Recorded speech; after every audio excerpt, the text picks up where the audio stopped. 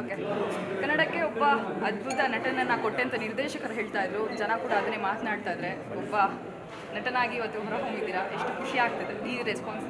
ಅಂದರೆ ಎಲ್ಲರೂ ಆಸೆ ಪಡೋದು ಅದನ್ನೇ, ಒಳ್ಳೆ ಸಿನಿಮಾ ಮಾಡಬೇಕು, ಒಳ್ಳೆ ಆ್ಯಕ್ಟರ್ ಆಗಬೇಕು.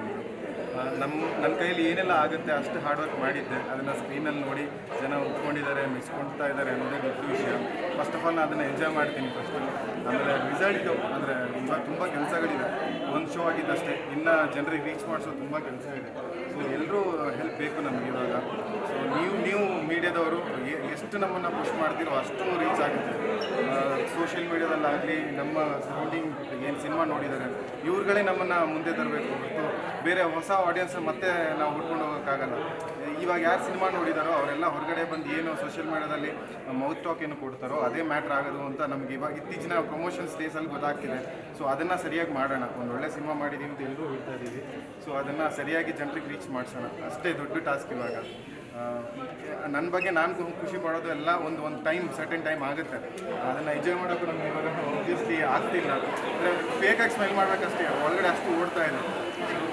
ಹಾಗಾಗಿ ಎಷ್ಟು ಜನ ಅಪ್ರಿಷಿಯೇಟ್ ಮಾಡಿದಾರೋ ಎಲ್ರಿಗೂ ಥ್ಯಾಂಕ್ ಯು. ಬಟ್ ಎಂಜಾಯ್ ಮಾಡೋ ಅಷ್ಟು ಮೈಂಡ್ ಸೆಟ್ ಇಲ್ಲ ಇವಾಗ. ಬಟ್ ತುಂಬ ಕೆಲಸಗಳಿದೆ, ಅದನ್ನು ಮಾಡಬೇಕು ಅಂತ ಅನ್ನಿಸ್ತಾ ಇದೆ. ಅದನ್ನು ಮಾಡೋಣ, ಎಲ್ರಿಗೂ ರೀಚ್ ಮಾಡಿಸೋಣ ಸಿನಿಮಾನ. ಇದೊಂದು ದೊಡ್ಡ ಟಾಸ್ಕು. ಇವಾಗಿನ ಪ್ರಮೋಷನ್ಸು ನಮ್ಗೆ ಗೊತ್ತಿದೆಯಲ್ಲ ಯಾವ ಥರ ವರ್ಕ್ ಆಗ್ತಿದೆ ಅಂತ. ಎಲ್ಲರೂ ಹೆಲ್ಪ್ ಮಾಡಿ ಆದಷ್ಟು ಈ ಒಳ್ಳೆ ಸಿನಿಮಾನ ಎಲ್ಲರೂ ರೀಚ್ ಮಾಡಿಸೋಣ.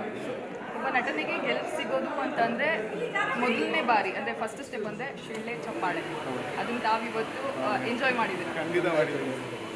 ಸೊ ಇಂಥ ಪ್ರೊಡ್ಯೂಸರ್ಸು ಡೈರೆಕ್ಟರ್ ನನ್ನ ಜೊತೆ ಇದ್ದಾಗ ನನಗೂ ಒಂದು ಆ ಪಾಸಿಟಿವ್ ವೈಬ್ ಜಾಸ್ತಿನೇ ಇದೆ. ಸರ್, ನೀವು ಅವತ್ತು ಒಂದು ಮಾತನ್ನು ಹೇಳಿದ್ರಿ ಪ್ರೆಸ್ ಮೀಟಲ್ಲಿ, ಫಸ್ಟ್ ಟೈಮ್ ನಾನು ಸೆಟ್ಟಿಗೆ ಹೋದಾಗ ಅವ್ರ ಮೇಲಿರೋ ನಂಬಿಕೆಗೆ ನಾನು ಇಡೀ ದಿನ ಅಂದರೆ ಸೆಟ್ಟಲ್ಲಿ ಇರಲಿಲ್ಲ, ಯಾವತ್ತೂ ಸೆಟ್ಟಲ್ಲಿ ಇರಲಿಲ್ಲ, ಬಂದುಬಿಟ್ಟೆ ಅಂತ ಹೇಳಿ. ಬಹುಶಃ ಅದು ಇವತ್ತು ವರ್ಕ್ ಆಗಿದೆ ಅಂತ ನಮಗೆಲ್ಲರಿಗೂ ಕೂಡ ಅನ್ನಿಸ್ತಾ ಇದೆ. ಅವತ್ತು ನೀವು ಅವ್ರ ಮೇಲೆ ಇದ್ದಂಥ ನಂಬಿಕೆ ಇವತ್ತು ಜನ ಅದನ್ನು ರಿಸೀವ್ ಮಾಡಿ ಕೊಂಡಾಡ್ತಿದ್ದಾರೆ ಒಬ್ಬ ಪ್ರೊಡ್ಯೂಸರ್ ಆಗಿ. Thank you. ನಾನು ಮೊದಲನೇ ಸಿನಿಮಾನ ಫಸ್ಟ್ ನೋಡಿದಾಗ ಏನು ರಿಯಾಕ್ಷನ್ ಇತ್ತು ಆಡಿಯನ್ಸಿಂದ ಅದೇ ಹೊರಟಿದೆ. ಫಸ್ಟು ಮೀಡಿಯಾ ನಿಮಗೆಲ್ಲ ಏನು ಅನಿಸ್ತು?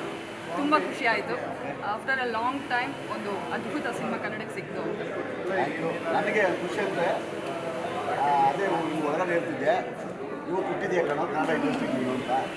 ಒಬ್ಬ ಸ್ಟಾರ್ ಹುಟ್ಟಿದ್ದಾನೆ, ಆ ಮಟ್ಟಕ್ಕೆ ಬೆಳೀಲಿ, ಸ್ಟಾರ್ ಆಗಲಿ ಈ ಸಿನಿಮಾದಿಂದ. ಈ ಸಿನಿಮಾ ಇನ್ನೊಂದಷ್ಟು ಸಿನಿಮಾಗಳು ಈ ಥರ ಕಂಟೆಂಟ್ ಸಿನಿಮಾ ಮಾಡೋಕ್ಕೆ ಪ್ರೋತ್ಸಾಹ ಆಗಲಿ. ಕನ್ನಡ ಪ್ರೇಕ್ಷಕರು ದಯವಿಟ್ಟು ಥಿಯೇಟ್ರಿಗೆ ಬಂದು ಸಿನಿಮಾ ನೋಡಿ ಹೆಜ್ಜಾರು ಟೀಮ್ನ ಪ್ರೋತ್ಸಾಹ ಮಾಡಿ.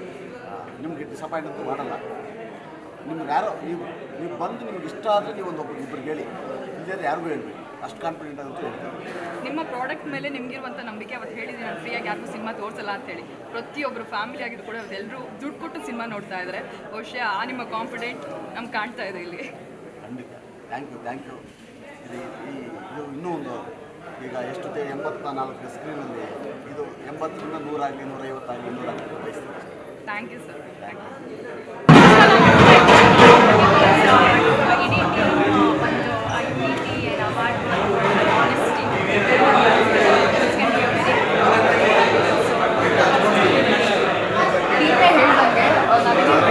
ಇನ್ನೊಬ್ಬರು ಇಂಡಿವಿಜುವಲ್ ಆಗಿ ಮಾತಾಡೋದಾಗಲ್ಲ, ಎಲ್ಲರೂ ಕೂಡ ಜಡ್ಜಿಂಗ್ ಆಗಿದ್ದಾರೆ ಅಂತ ಹೇಳ್ತಾರೆ. ಈವನ್ ಪ್ರೇಕ್ಷಕರು ಕೂಡ ಅದಕ್ಕೆ ಹೇಳ್ತಾ ಇದ್ದಾರೆ. ಸೊ ಈ ಟೀಮ್ ಬಗ್ಗೆ, ಒಂದು ಸಿನಿಮಾ ಬಗ್ಗೆ ಮಾತನಾಡೋದು ಕೆಲವೊಂದು ಕಷ್ಟ ಆಗುತ್ತೆ. ಎಲ್ಲ ಸಿನಿಮಾಗಳು ಸಾಧ್ಯ ಹೆಚ್ಚಾಗಿ ಅದನ್ನು ಮಾಡಿ ಸ್ಟಾರ್ಟಿಂಗಲ್ಲಿ ನಮ್ಮ ಟೀಮ್ ಏನಿತ್ತು ಅದೇ ಟೀಮ್ ಇವಾಗ not even 1% has back down ಟೀಮಿಂದ. ಸೊ ಅದು ಒಂದು ನೆರವು ಅಂತ ಹೇಳಿದ್ರು. ಯಾವ ಈಗ ನೋಡಿಲ್ಲ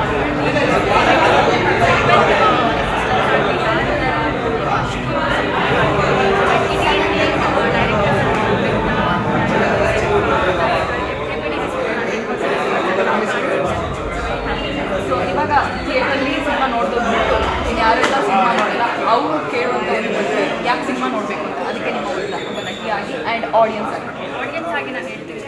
ಸೊ ಮೇಯ್ನಾಗಿ ಕಂಟೆಂಟ್ ಆ್ಯಂಡ್ ಆಲ್ಮೋಸ್ಟ್ ವಾಯ್ಸಲ್ಲಿ ಏನೇನು ಸಿಗುತ್ತೆ ಥಿಯೇಟರಲ್ಲಿ.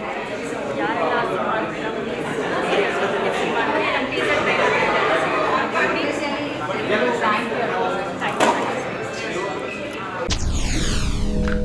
SSTV ಸಿನಿಮಾ ಜಗತ್ತಿನ ಕ್ಷಣ ಕ್ಷಣದ ಸುದ್ದಿಯೊಂದಿಗೆ.